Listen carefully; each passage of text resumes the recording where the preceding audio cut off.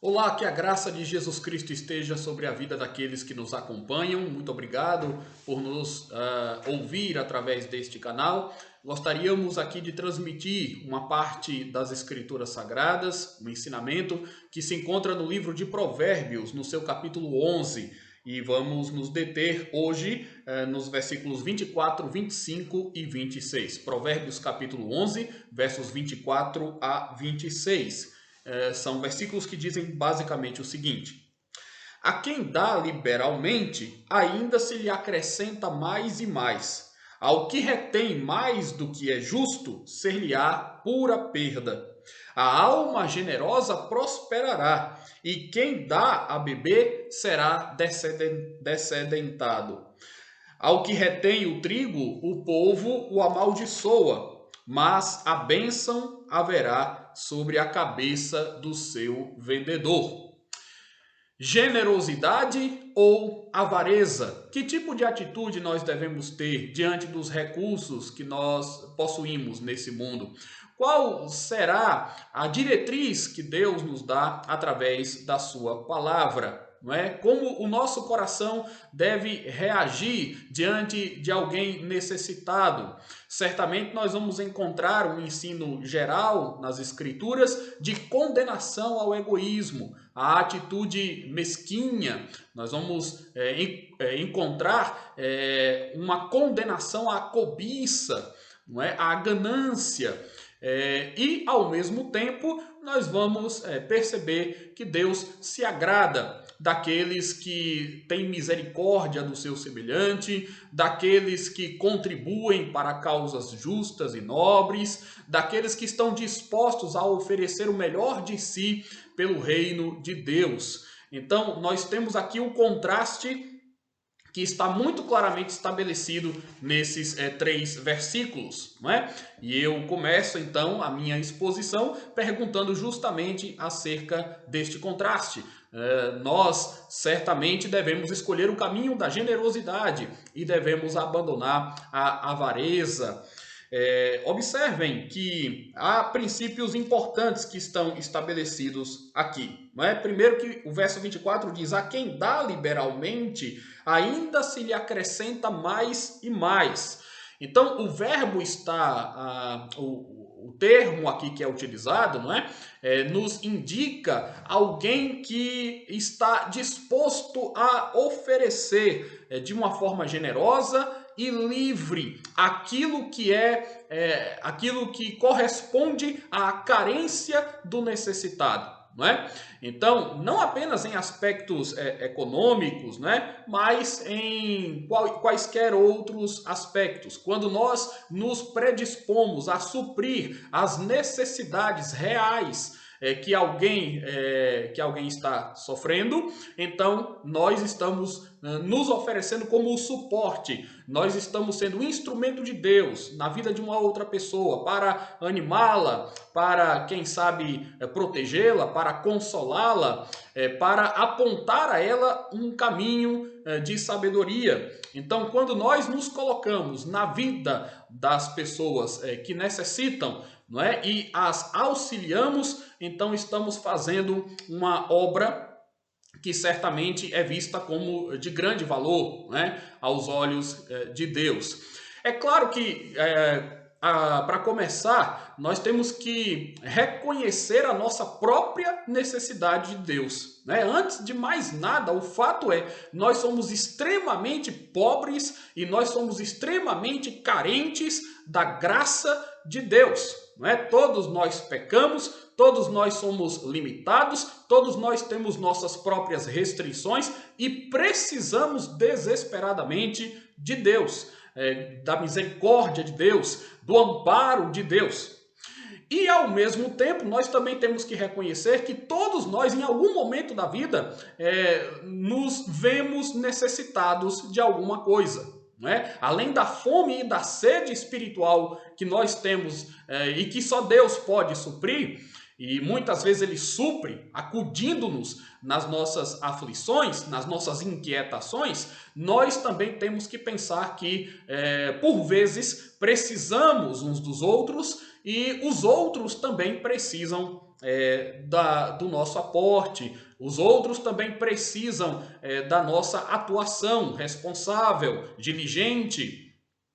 Portanto, nós temos aqui o princípio de que é importante que estejamos dispostos a oferecer o melhor de nós, tanto para a glória de Deus, quanto para o bem-estar do nosso próximo. Então, quando o texto diz a quem dá liberalmente, ele está falando sobre aqueles que espalham benefícios. E o fazem com o coração aberto, o fazem de uma forma ampla, de uma forma livre, de uma forma espontânea. São pessoas que prestam favores, são pessoas que oferecem dádivas, não é? ou presentes, muitas vezes sem sequer serem solicitadas a fazer isso. Elas o fazem de boa vontade, porque pela sua própria perspectiva e análise, ela entende que a sua existência nesse mundo e as oportunidades e as circunstâncias que vão surgindo no decorrer da vida apontam para que nós, para uma direção em que nós devemos certamente olhar com piedade, com compaixão, tendo o temor de Deus no coração para socorrer os nossos irmãos. Então, espalhar aqui, né, aquele que dá liberalmente, a ideia é ele espalha, né, ele distribui, e ele não se importa, ele não está tão preocupado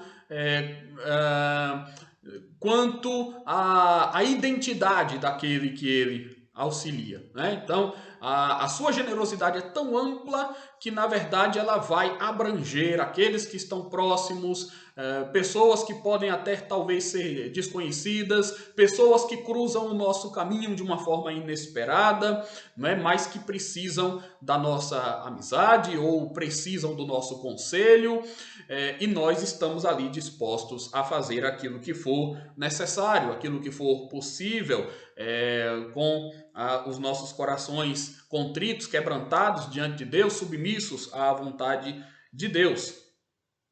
Então, o que nós temos que considerar é isso. O provérbio, ele não está de forma nenhuma aprovando, não é, uma atitude de ostentação, uma atitude esbanjadora, não é? Então, o provérbio não está dizendo que nós devemos dispor dos nossos recursos sem uma análise prévia, não é?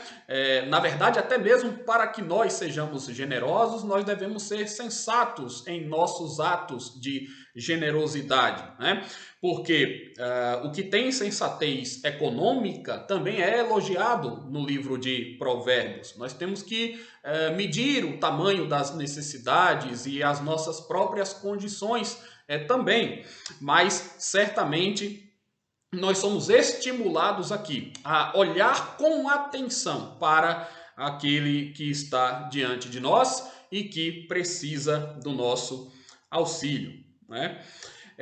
Outra coisa importante na sequência aqui: ao que retém mais do que é justo, ser-lhe-á em pura perda. Então vamos considerar isso, né? E vamos fazer um paralelo então com a primeira parte do versículo. A quem dá liberalmente se lhe acrescenta mais e mais, o que retém mais do que é justo, ser-lhe-á em pura perda. Então nós temos que considerar aqui que há uma condenação, como nós falamos, a atitude avarenta, não é? O livro de Provérbios traz condenações quanto a determinados tipos de pecados que vão além da própria avareza, né? Ele vai mostrar que existem consequências sociais, que existem consequências financeiras, que existem consequências físicas quando tomamos um rumo de preguiça, né? Ou quando somos precipitados, ou quando somos perversos nas nossas intenções, ou quando somos imprudentes de alguma maneira. Então o texto está dizendo, sim, que nós devemos ser generosos, sem esquecer da prudência, não é? Mas devemos amar o próximo e fazer algo pelo bem do próximo, né? E na sequência ele vai esclarecer que também aquele que retém o que é justo sofrerá dano, sofrerá perda. Alguém muito sabiamente comparou este mandamento para que sejamos generosos com uma mãe que amamenta o seu bebê. Não é? E todos nós sabemos que quanto mais uma criança suga, não é, o leite materno, mais a mãe produz. Né? Quer dizer, não há falta ali. Né? A criança, o bebê, vai ser suprido pela sua necessidade, porque ele tem ali uma mãe que o ama, que generosamente oferece, né, o seu seio e que vai continuar produzindo aquele alimento, aquele determinado alimento. Então a lógica que é colocada aqui para nós é justamente essa: nunca faltará. Né? Nunca deixaremos de produzir, nunca deixaremos de ter aquilo que nós usamos, né, para socorrer o próximo, o semelhante, porque Deus também será generoso para conosco. Muito mais importante do que nós contarmos com a generosidade alheia é entendermos que Deus em Jesus Cristo é generoso para conosco. Deus é totalmente bom, né? E na sua bondade ele também se coloca diante de nós com o seu poder para nos conceder aquilo que nós precisamos. Né? Agora, aquele que retém é mesquinho. Né? A lógica é essa. Né? Aquele que retém além do que é justo, eu já expliquei aqui esta expressão, mais do que é justo, porque quer dizer, temos que ter discernimento no uso dos nossos recursos e para auxiliar de fato e de verdade aqueles que precisam, né? Quer dizer, usar os nossos recursos com inteligência. Mas também o texto vai dizer que os que maldosamente fecham, né, a sua mão, os que maldosamente fecham o seu coração, os que maldosamente olham para o outro, né, e o rejeitam, e o desprestigiam, e o desprezam, aqueles que olham para o outro e o tratam com indiferença, certamente estes não incorrem também no favor do Senhor. Portanto, se Deus é generoso para com aqueles que também agem generosamente, o Senhor também certamente reterá as suas bênçãos para aquele que retém a prática da bondade. Né? Então é isso que nós podemos colocar aqui. O verso 25 diz: a alma generosa prosperará, exatamente pelo fator que eu acabei de descrever. A quem dá, e quem dá a beber será descedentado, né? Então quer dizer, aquele que é generoso prospera, né? Qual é a ideia, né? A ideia aqui é de reciprocidade, né? Então, quando você é generoso, você semeia a generosidade, você também pode certamente colher generosidade de outros, de outras pessoas, de terceiros. Já pontuei que Deus também age generosamente, de uma forma muito constante para conosco. Né? Então nós temos tanto da parte de Deus recompensas, como da parte dos homens que, tocados, né, pelos nossos atos, e como uma forma até mesmo de demonstrar gratidão, retribuindo favores, também vão nos socorrer, vão nos ajudar nos momentos de crise, nos momentos em que nós tivermos algum tipo de precisão, algum tipo de necessidade. Ok? Então, isso está claramente também colocado aí no versículo 25. Né?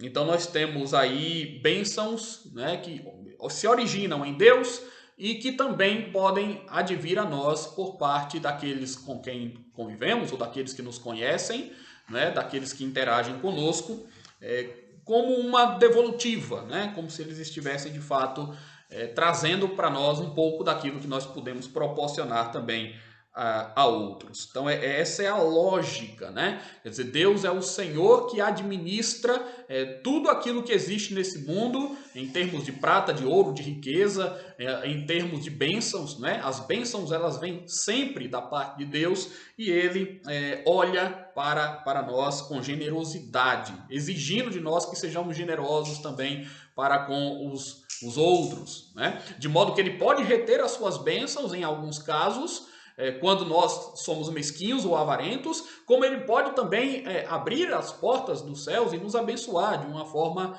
maravilhosa quando nós nos dispomos de coração a fazer o mesmo, né?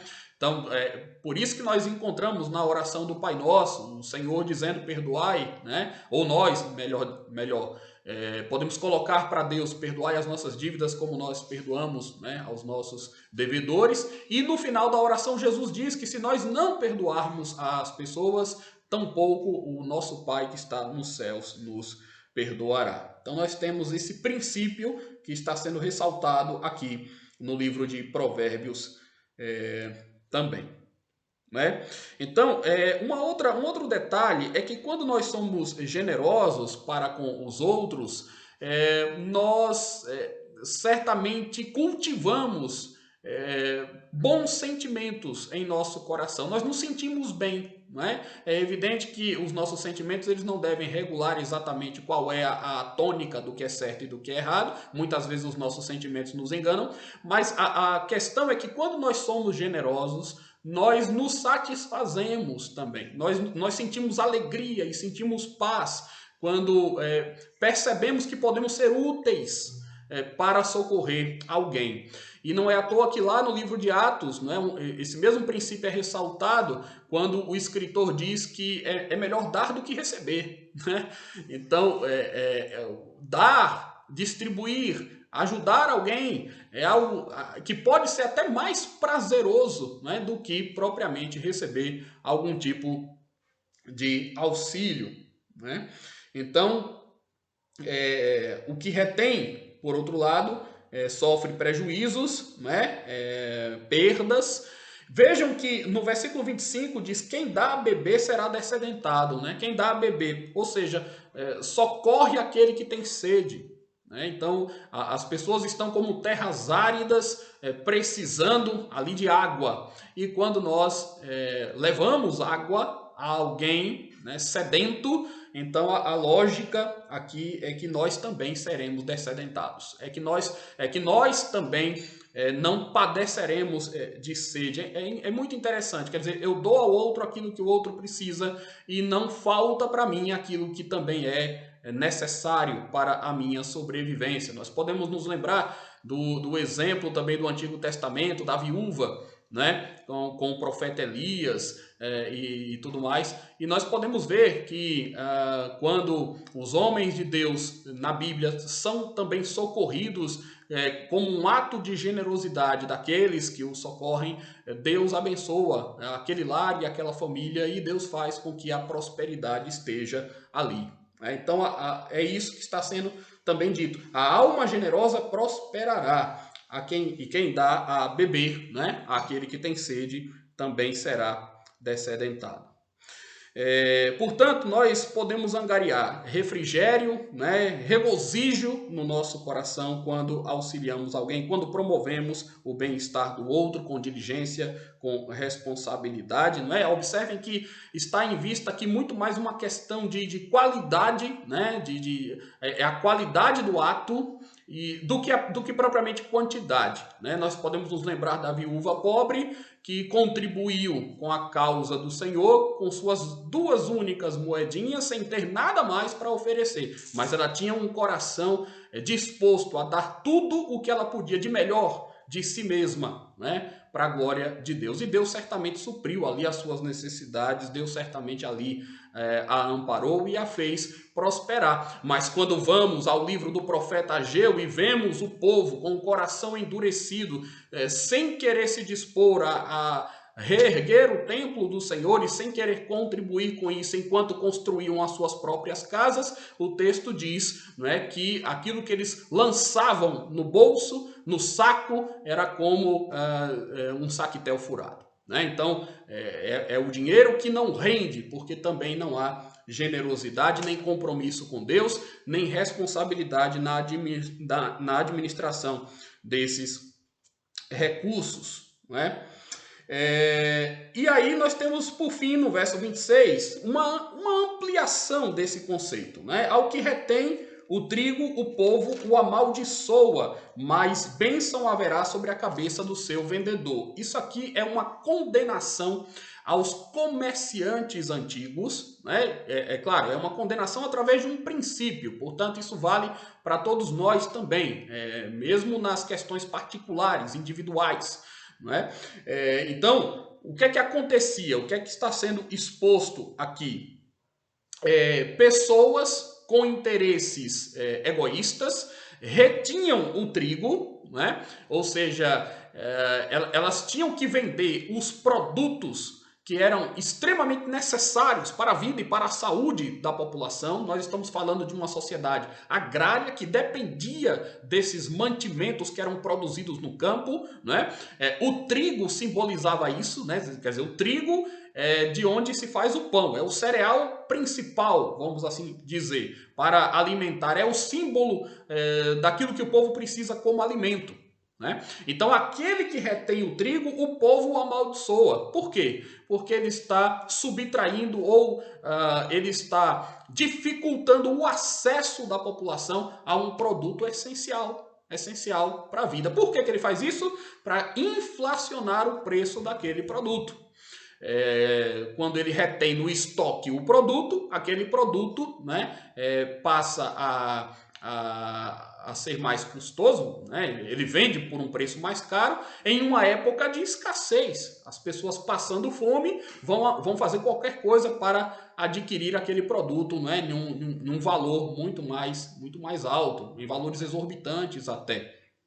Então isso é maldade, né? Nessa perspectiva que Deus condena aqui. O povo o amaldiçoa. Por quê? Porque a comunidade toda está sofrendo a consequência de um ato de alguém egoísta. Então vejam como isso está relacionado à generosidade. Quer dizer, o sujeito, para enriquecer a si próprio, causa um prejuízo em muitas outras pessoas. O que é que acontece como consequência disso? O povo o rejeita, né? As pessoas, de uma forma geral, a comunidade dele, o amaldiçoa, né? Então a lógica é essa, né? As pessoas o rejeitam porque ele age com insensatez, com indiscrição, ele age em prejuízo alheio, né? E buscando luxo pessoal, né? Então, esse comerciante aqui, né, que tem em abundância, mas que retém o produto, ele se torna anátema, ele se torna um sujeito tido como mau, identificado como mau e perverso, se torna uma persona non grata, né? Ninguém deseja a sua presença, né? Então é essa a lógica. Isso é uma maldição, né, de vida. Imaginem alguém ser rejeitado pelo seu próprio povo, pela sua própria comunidade, né? Pelas suas atitudes mesquinhas, egoístas. Então esse sujeito ele sofre em si mesmo a merecida punição dos seus erros, né?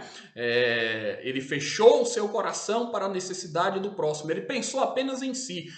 Em troca disso, as pessoas também o rejeitarão, né? Fecharão o coração à sua necessidade, né? E desejarão o mal sobre ele. Então observem que não é um cenário, né, desejável para nenhum de nós, né? Lembrando que é Deus quem abençoa, e é Deus quem abençoa e é Deus quem castiga, né? Então, quando falamos em bênção ou em maldição, quando falamos em bênção, em castigo, em disciplina que vem da parte de Deus, devemos ter uma atenção redobrada aqui, né? Agora o texto diz: aquele que o vende, haverá bênção, né, sobre a cabeça do vendedor. Quer dizer, é o sujeito que ele não faz de tudo. Por exemplo, para ele não vale tudo para se dar bem, não vale tudo para enriquecer, né? Então esse que é justo, esse que é honesto, esse que age de uma forma legítima, esse que pensa nos outros e não apenas em si mesmo. Ele, ao contrário de outro, né, ele receberá bênção. Então a ideia é que Deus o abençoará e as pessoas desejarão o bem também sobre ele, né? Então, vejam, avareza ou generosidade? Se nós formos generosos, certamente as pessoas intercederão, as pessoas irão orar pelo nosso bem. Se formos avarentos, mesquinhos e egoístas, certamente ao contrário disso, né? As pessoas, ao invés de intercederem por nós, lançarão imprecações sobre nós, né? Praguejarão contra nós. Aquele que é generoso recebe generosidade da parte de Deus e da parte do próximo. Aquele que é egoísta, avarento, interesseiro, recebe o castigo da parte de Deus e a rejeição das pessoas. Portanto, o caminho da generosidade, o coração disposto a contribuir, a colaborar com a glória de Deus, com o reino de Deus e com o semelhante, é o caminho apontado aqui no livro de Provérbios. Que Deus nos dê sabedoria para que sejamos verdadeiramente generosos e para que recebamos assim de generosidade, tanto da parte de Deus como da parte das pessoas. Que o Senhor nos abençoe.